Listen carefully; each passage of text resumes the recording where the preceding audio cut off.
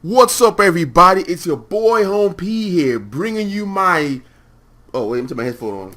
Bringing you my review for A Good Day to Live Free and Die Hard. That's right, A Good Day to Live Free and Not Die Hard.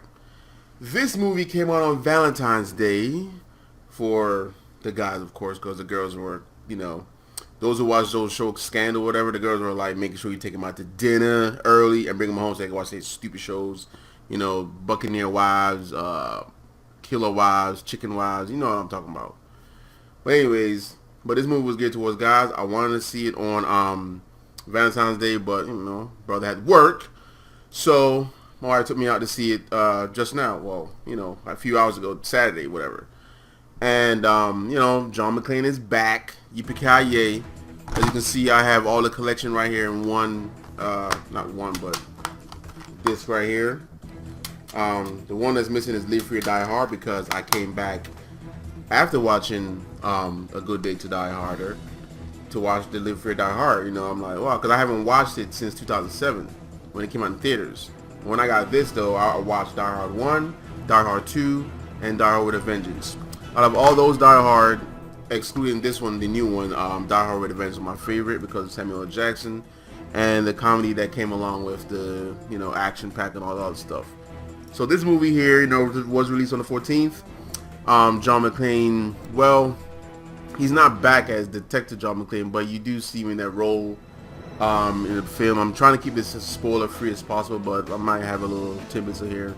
But I mean, what am I giving away? It's typical. In this setting, he is in Moscow. If I can remember, I thought he went to visit his son, or his son was in trouble for something, and his son's name is Jack. And he wants to go visit his son, and at the time of him going to see his son, John McClane sees some funny business going on around where he's supposed to see his son in this location that I will not name because I'm not permitted to say it. And then he sees that injustice, well, some bad guys, as I might call them, terrorists or whatever, come to spoil the party. He sees it. He's trying to talk to us. He's trying to see what's going on, and along the line, he runs to his son, and he's trying to talk to him, find out what's going on.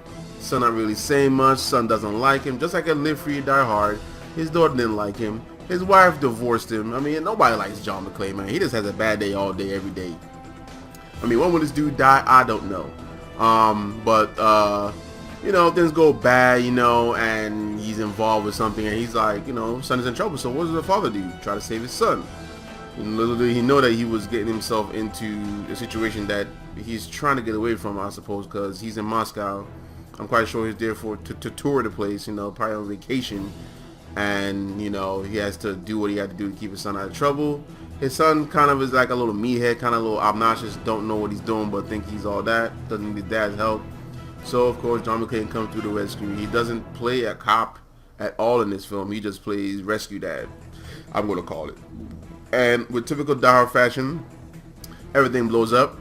The stunts, of course, some of the stunts you'll see if you ever seen the movie that, I'm like, if that was me, I would have died.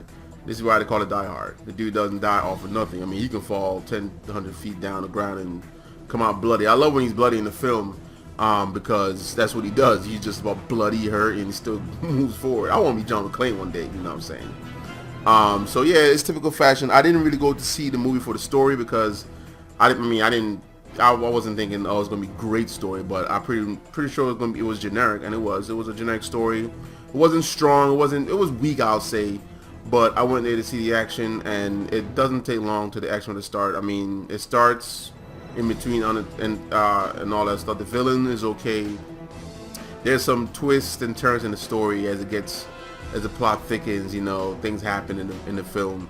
So pretty much the stunts were pretty good. The action was there still, and he still retained his same John McClane attitude that he did in the 90s version of Die Hard and the Live Free and Die Hard, which I just finished watched, which I actually like, by the way, the hacking infrastructure of the country.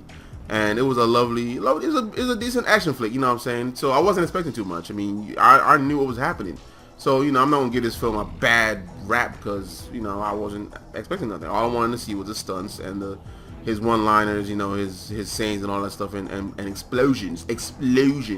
Okay, so you know this film is pretty good. You know, it's a simple terrorist thing. John comes to save the day. Him and his son go on a wild goose chase. They stop the terrorists, and the story. That's what else you expect. He comes in, finds out what the bad guys are doing, does everything he can to stop the bad guy. You know, with including the son this time.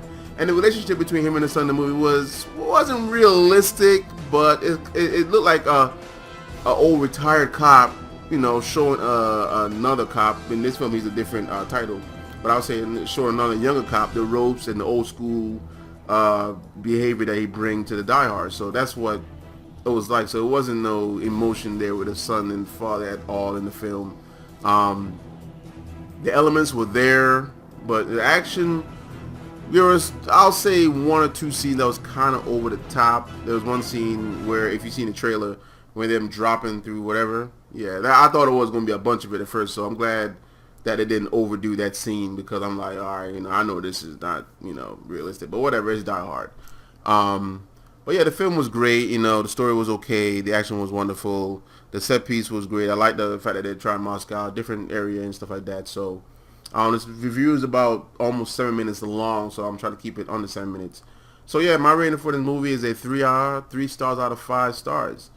So my next title for the next film, which I swear they're gonna make, is It Hurts to Die Hard. That's my next title. So if y'all hearing this, studios, if y'all see this movie, movie review that I'm doing, that's my title. It Hurts to Die Hard. Okay. If y'all come with that, this video is going to be timestamped. I'm going to fight with YouTube, and I'm going to get my 15% cut. Okay? Anyways, so yeah, that's enough. You know, my first review in a long, long time. Check out my next video. I'm going to be doing more videos, back to gaming and stuff like that. So, anyways, you know, hope you guys enjoyed this boring review, and go see the movie if you want. All right? I'll at your boy later.